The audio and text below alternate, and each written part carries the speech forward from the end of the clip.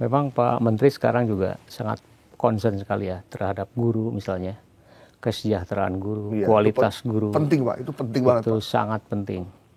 Kurikulum sebagus apapun, Betul. kalau gurunya masih Iya. kualitasnya rendah, sulit. Makanya Pak Menteri sekarang fokus sekali pada guru, ya, pada sekolah-sekolah. Presiden juga sangat fokus terhadap hal itu.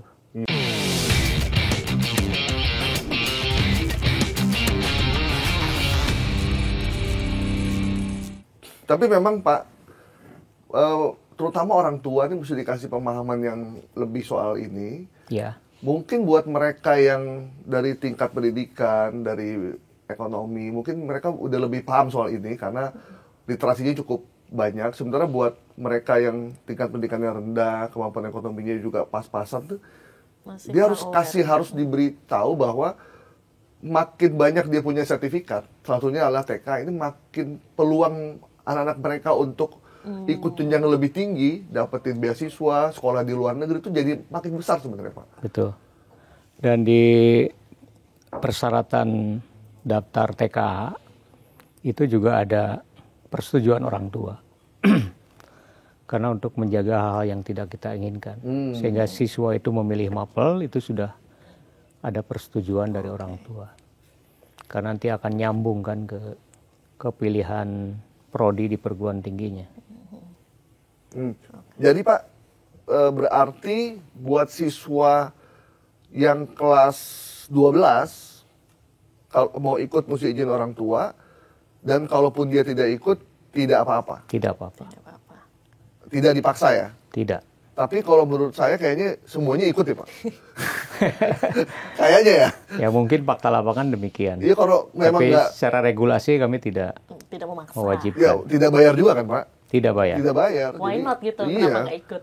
Ya itu juga sama tuh, harus ditekankan tidak bayar. Oke. Karena memang tidak bayar. Iya. Jadi kalau ada yang sekolah memberikan uang bayaran untuk TKA, berarti sekolahnya mesti Diusut Pak. kena tegur Pak. Jangan sampai dimintain bayaran gitu maksudnya. Betul. Tapi Bapak udah ini belum ketemu sama siswa-siswa nanyain soal TKA tuh kayak gimana? Ada tanggapan dari siswa tuh gimana Pak? Tadi pagi saya baru ketemu salah satu sekolah di Jakarta. Saya bertanya terkait dengan kenapa ikut TKA. Iya. Mereka sudah paham bahwa manfaat TKA ini untuk studi lanjut. Kemudian di samping itu juga dalam memilih mapel dia sudah paham. Karena memang regulasi kami sudah dikeluarkan. Jadi ketika ingin memilih program studi tertentu, dia milih mata pelajaran ini, dan dia sudah tahu. Terkait dengan soal, mereka memang sudah mempersiapkan dari sekarang. Karena sudah banyak mungkin buku-buku terkait dengan TKA. Dan juga guru-gurunya juga memberikan bimbingan terkait dengan mata pelajaran yang akan diujikan. Itu sudah mulai. Dan saya tanya apakah semua anak ikut TKA? Tidak. Jadi ada yang memilih tidak ikut. Jadi tidak diwajibkan. Dan nggak masalah juga yang nggak ikut. Tidak masalah. Pak, salah satu yang saya secara pribadi mendukung TKA ini karena dia basisnya itu bukan dari atas ke bawah nih kerjain nih. Jadi basisnya itu ada diberikan kebebasan buat siswa untuk memilih pelajaran yang dia sukai sesuai dengan cita-cita hidup yang dia inginkan. Ya. Karena ini sesuai dengan situasi era sekarang kan. Iya. Anak zaman sekarang kan nggak bisa kita paksa-paksa Pak. Jadi dan ini relate sebenarnya. Jadi saya cukup apresiasi sih dengan Pak Menteri, Prof. Tony dengan menerapkan ini Pak. Apa yang diharapkan nanti dari wajah pendidikan kita yang setelah kemarin memang agak absurd gitu ya. Sebenarnya mau dibawa kemana sih ini? Iya. Ini real dari kacamata kita sebagai jurnalis ya Pak ya. Kebijakannya maju mundur. Iya, apa sih yang mau diharapkan? Nah, sekarang dengan adanya ini kita jadi ada harapan Optimis lagi lah nih. ya. Nah, apa yang Bapak harapkan dari TK ini? Apakah bisa jadi game changer buat pendidikan kita? Pertama bahwa visi kementerian kita sekarang itu adalah pendidikan bermutu untuk semua ya. Pendidikan bermutu semua itu tugasnya sangat berat.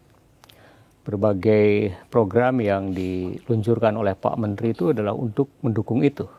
Salah satunya adalah TKA. Ya, ada TKA itu untuk melihat bagaimana kemampuan akademik murid. Sehingga nanti pada saat katakanlah sudah ada nilai TKA di tahun ini, kita bisa melihat mapping, pemetaan mutu dari pendidikan SMA misalnya. Untuk bisa dibuat program-program akselerasi apalagi setelah kita lihat bagaimana hasilnya ini. Nah, itu pasti akan ada program-program yang bisa menggenjot kualitas pendidikan kita. Di samping itu juga untuk SD, SMP.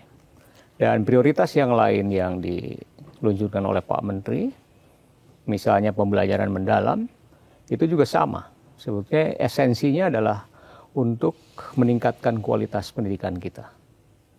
Oke. Ada kritik nggak Pak yang ditujukan terkait TKA ini yang mungkin bisa dibilang paling galak nih untuk program TKA? Ya ada sih kritik yang masuk, tapi kalau yang sifatnya membangun kita terima.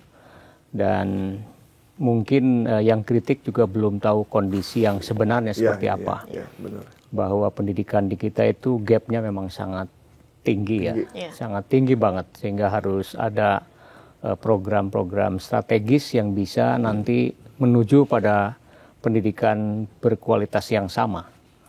Kalau sudah seperti itu, saya kira akan lebih mudah ya membuat apapun kalau sudah pendidikannya setara, berkualitas, mau diserahkan juga tesnya bisa begitu ya. Tapi kalau sekarang masih belum.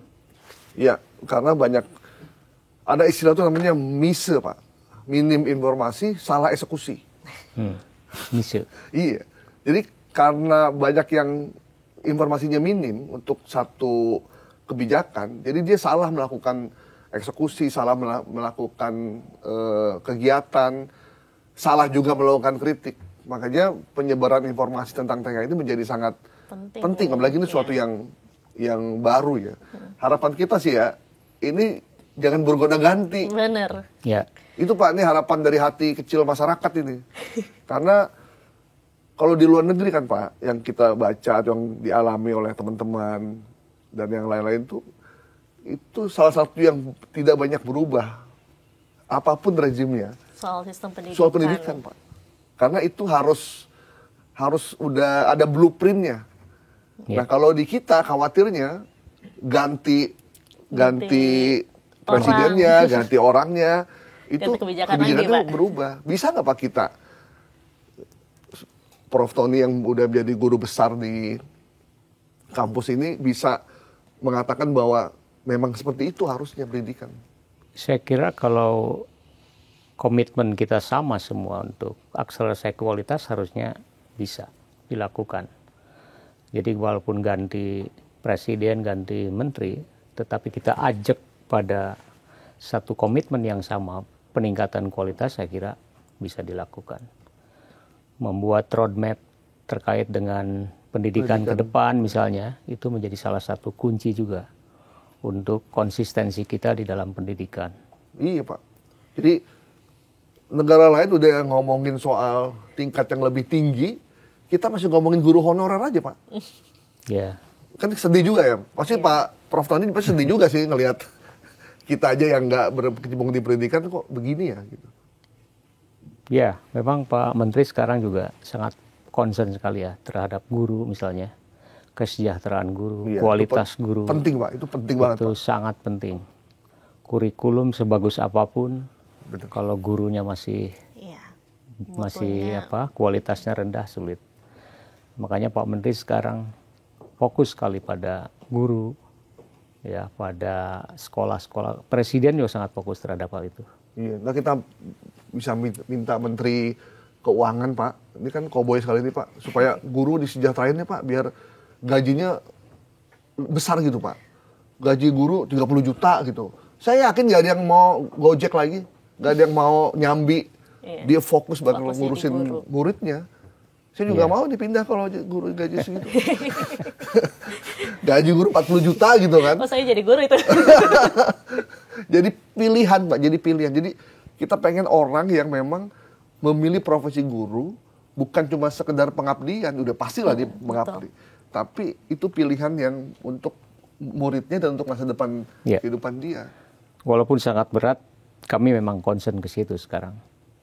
Dari sisi gurunya, dari sisi infrastrukturnya, kita perbaiki ke depan. Ya. Nah, Pak, balik ke TKA nih Pak. Jadi apa yang diharapkan setelah ini selesai? Kan nanti kan ada evaluasi. Setelah itu kan tadi Prof. Tony bilang akan ada lanjutan untuk nggak cuma sekedar ini. Apa yang diharapkan Pak? Pertama, ketika sudah ada hasil TKA, dari sisi manfaat tentunya untuk para muridnya ya.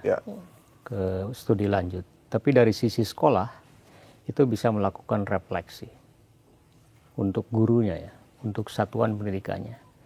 Itu nanti akan terlihat kalau kita bandingkan satu sama lain antar sekolah, kemudian antar wilayah, kita bisa tahu. Dan bisa mendorong juga pemerintah daerah di dalam rangka peningkatan kualitas itu.